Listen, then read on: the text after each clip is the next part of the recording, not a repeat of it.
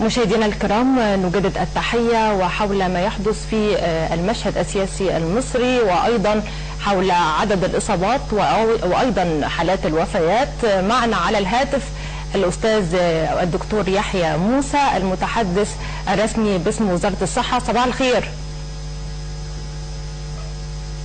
ألو.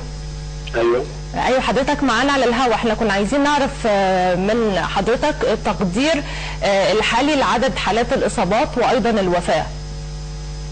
35 قتيل، اعداد الوفيات ومئات الجرحى والمصابين حتى الان. احنا كنا عايزين نبتدي مع حضرتك عن حالات الاصابه. هل تم الكشف عن الاصابات مثلا بطلقات ناريه، خرطوش، درجات الاصابه ايه بعد اذنك؟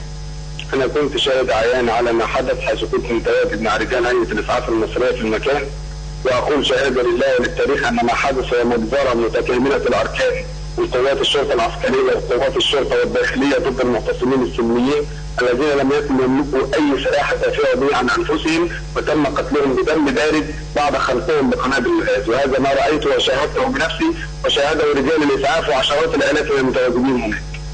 ولكن قيل ان تم يعني بدأ الموضوع باطلاق الرصاص بداية على قوات الحرس المتواجدة امام الحرس الجمهوري، وكان هناك ما يسمى بجماعات ارهابية مسلحة بداخل هذه التظاهرة.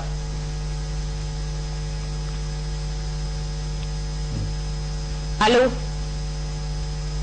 يبدو أننا فقدنا الاتصال بدكتور يحيى موسى المتحدث باسم وزارة الصحة، وسنعود إليه لاحقا للتعرف على سير الأحداث. بالطبع